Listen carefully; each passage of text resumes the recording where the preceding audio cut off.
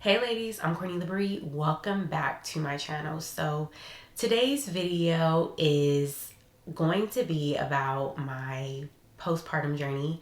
I have shared, my pregnancy journey all the way up until I believe my third trimester, but I never went into detail about my labor and delivery and just my postpartum journey in general. So before we get into it, I do want to say that this video comes with a trigger warning. I'll be sure to put that in the title as well. But I just want to give you guys the heads up if you're a little bit more, sensitive to certain topics. So it does come with a trigger warning.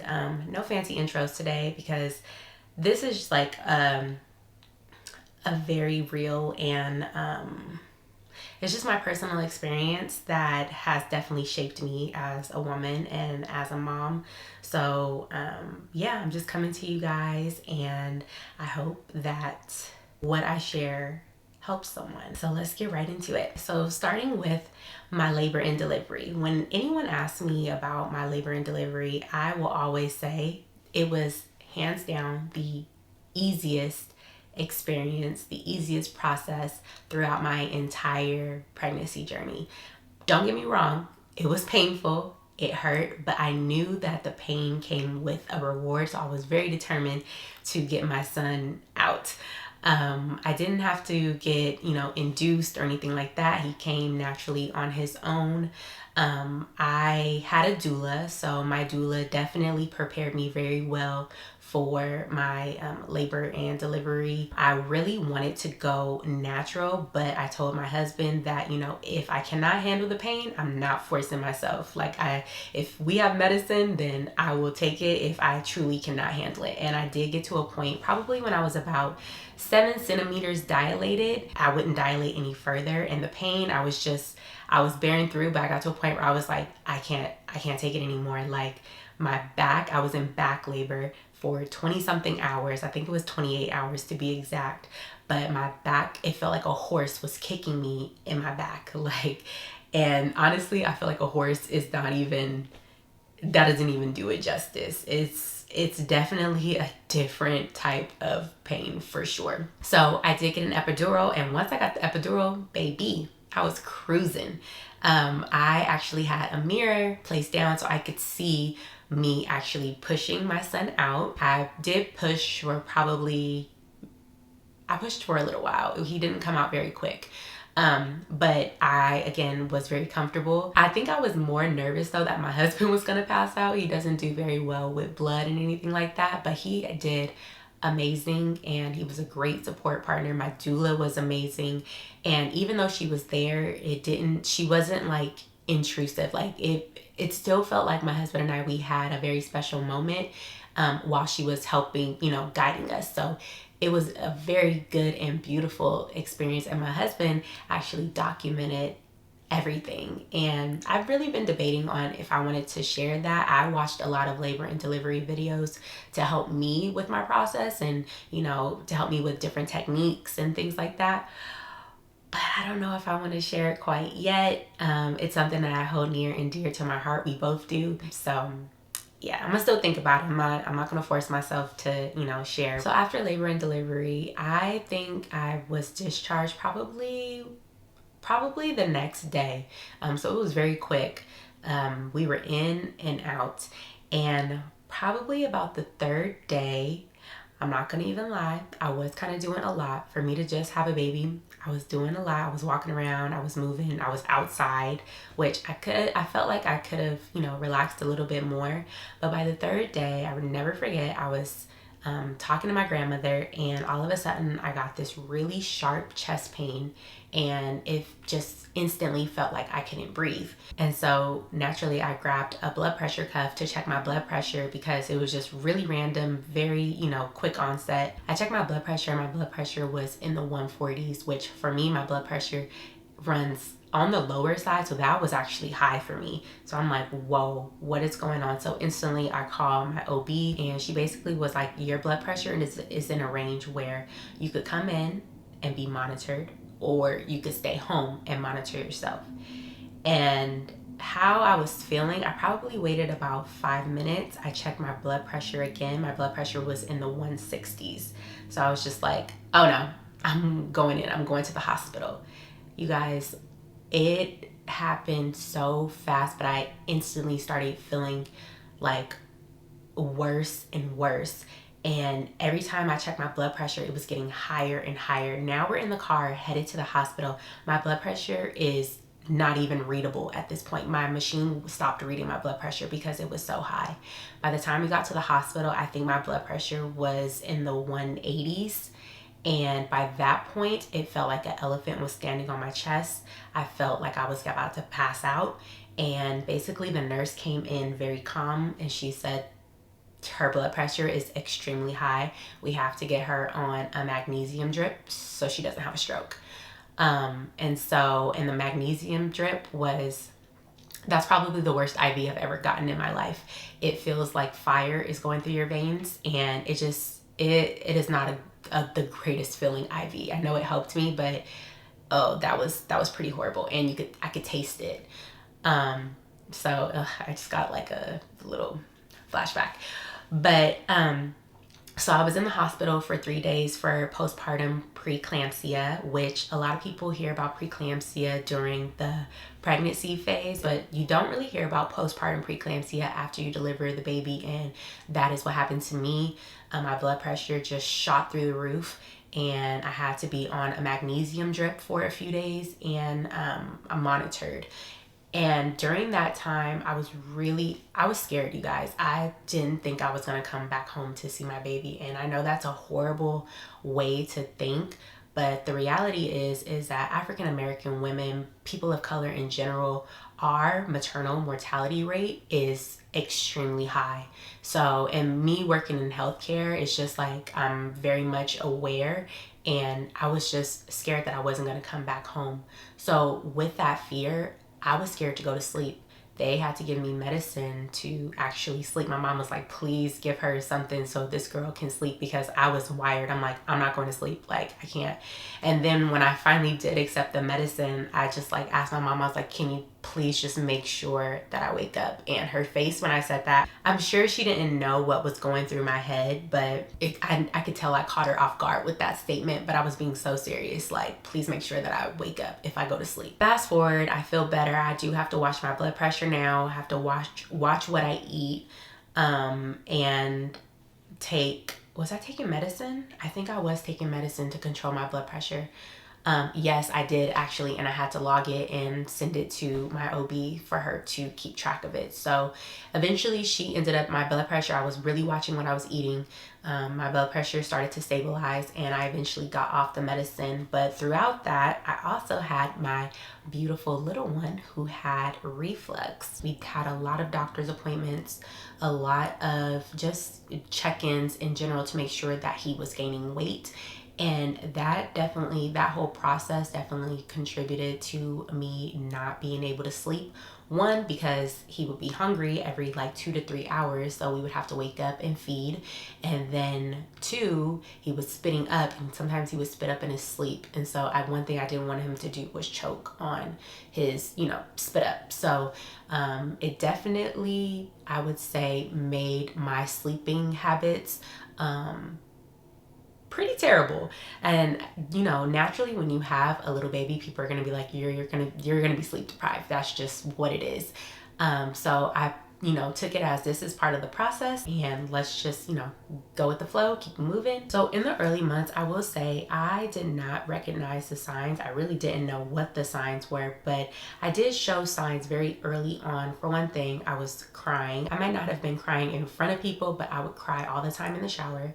And whenever I would go see my OB for checkups, I would cry. I would bawl my eyes out. During the 6 weeks of after you've had your baby, they call that the baby blues, when you're crying all the time, but I was well past the 6-week mark and I was still bawling my eyes out. The next was what I mentioned before, not being able to sleep.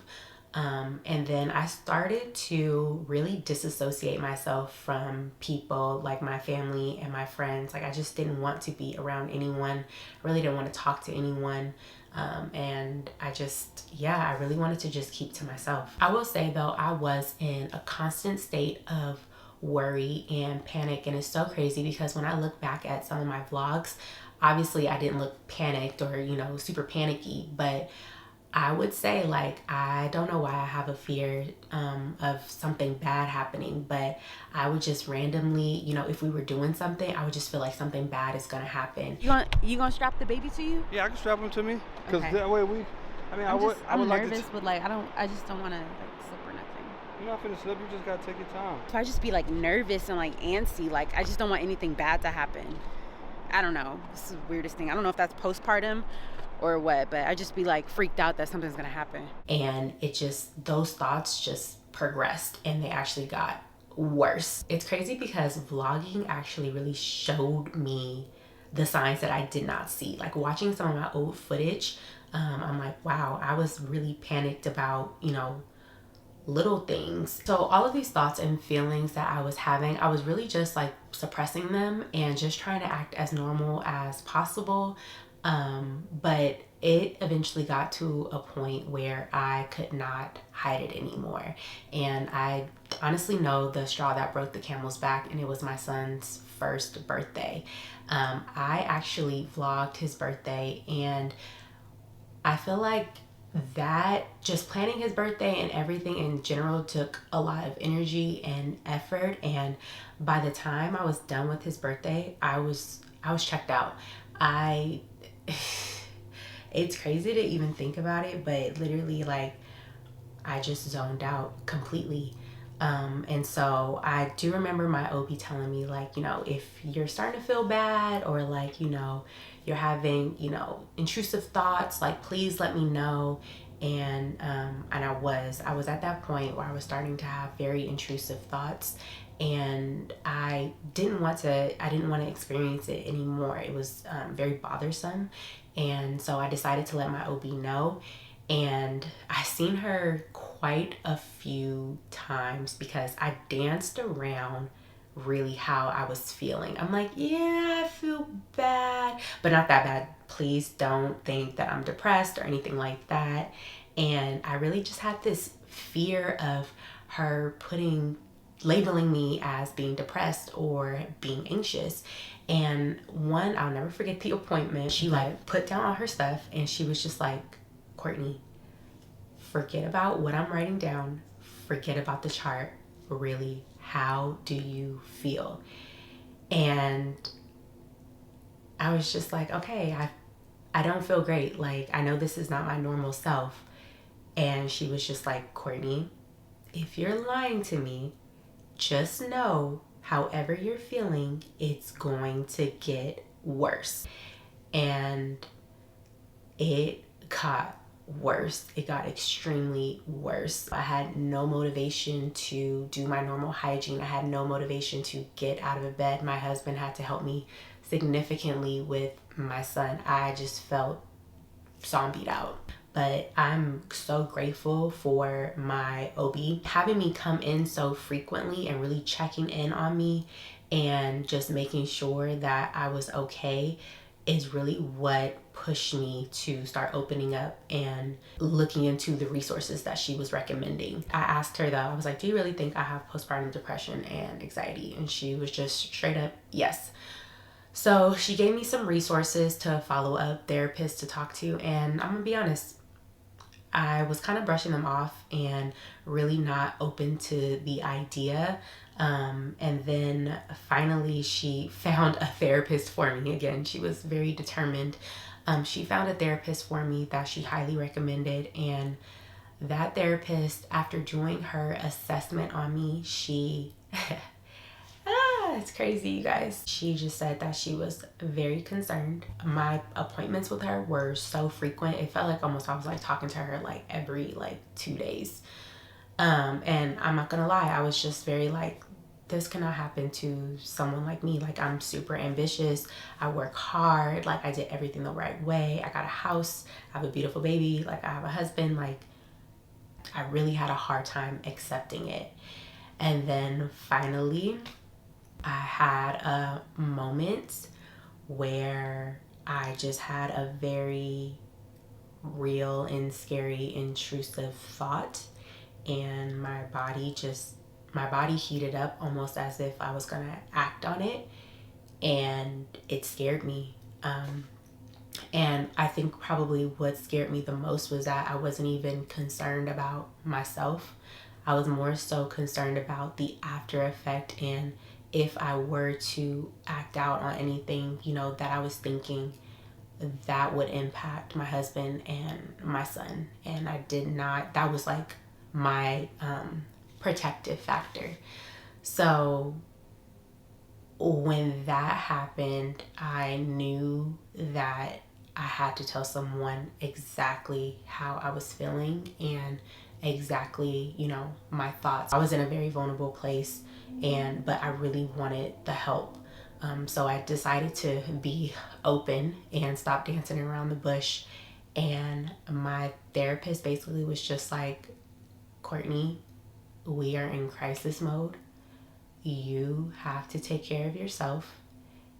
Stop everything. Stop what you're doing, which included me, stepping back from my normal, my daily activities with my son. My husband stepped up 1,000%. I stopped working, and I had to focus on me. I had to focus on getting better. And basically, I was in what's called intensive outpatient treatment, and it's group therapy. It's group therapy on steroids. I was in therapy all day. The intensive outpatient treatment options in Arizona are very far and few, and a lot of them are drug focused. And I was, very adamant on not being in a group that was drug focused. And then finally, my therapist was like, it's either that or you go to, I think, Idaho or Ohio, or it was some random place. It wasn't Ohio. It was like Idaho or somewhere. And I was like, oh, absolutely not. So I signed up for an intensive outpatient treatment in Arizona. And really what kind of encouraged me a little bit was the therapist for my group sessions. She told me that she was an IOP, and she was just like, I can tell that, you have a very strong opinion about mental health and the stigma around it. And she was like, I myself was in IOP, and she was like, I think basically everybody could use group therapy. So with her giving me that, I was just like, all right, let's try it, whatever. So I go into group, and literally I think the first person spoke, and before she could get out probably 3 sentences, I'm bawling my eyes out. I just had a moment where I was just, first off, I was crying all the time. So, but I just had a moment where I was just like, oh my gosh, I cannot believe I'm here. Like, this is crazy. So again, still in denial. And my first share, I basically was just like, I am not happy to be here, but I'm looking forward to the help. So, and of course, I can't share too many details about what was discussed, but I will say from all of those women, all different walks of life, I learned so much. I learned to be, appreciative. I learned not to judge. And just hearing their stories really like opened up my heart a lot. And yeah, I just took away a lot from that experience, and my therapist was amazing. Like, she was absolutely amazing. I looked by probably about the 3rd week, I was really looking forward to going to therapy, and I didn't understand, why I needed to take off work to go to therapy, but actually being in the program, I see why now. It's a lot. It's a lot to, digest. But it's so well worth it. So my last day, I think I actually filmed it, and I was so proud of myself. I was just proud that I did it. I'm proud that I fought for, my family, my son, my husband. I was very vulnerable. And that's an uncomfortable place, a really uncomfortable place to be in. I trusted people with, my mental health, and it was very scary. And then also too, this whole process really shed a light. It changed my thinking around, behavioral health. But there is a huge stigma around behavioral health. Just the fact that like I didn't want to really say how I felt because I didn't want to be labelized is crazy. Like, it's super crazy.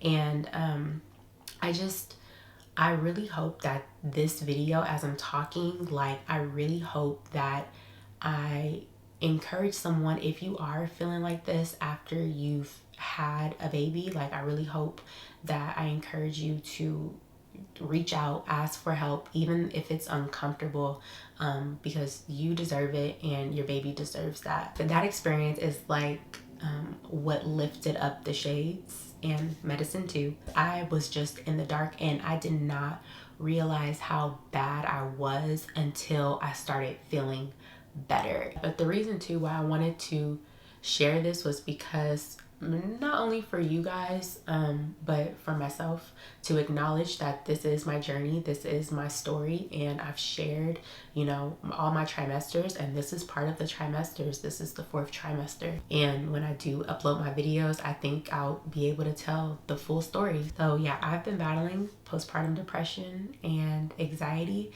Every day is a challenge that I take on, to show up as my best self. I really do wish we talked more about the postpartum phase. I don't feel like it's discussed enough, especially, you know, postpartum mental health. I watched one video, I won't link it because it actually did trigger me, but she made a statement and she basically said that when you're battling postpartum depression and anxiety, it feels like you're in a complete fog, but one day that fog is gonna lift. And when it starts to lift, make sure you share. When the fog starts to lift, make sure you share your journey. So this is me sharing my journey because the fog is starting to lift, and I feel so much better. I'm grateful to have family, friends, my husband support me. Thank you guys so much for watching. Again, if any part of this video resonated with you, I just really do pray that you get the help that you need, because you do deserve it and you're worth it. But I will see you guys in my next video. Bye.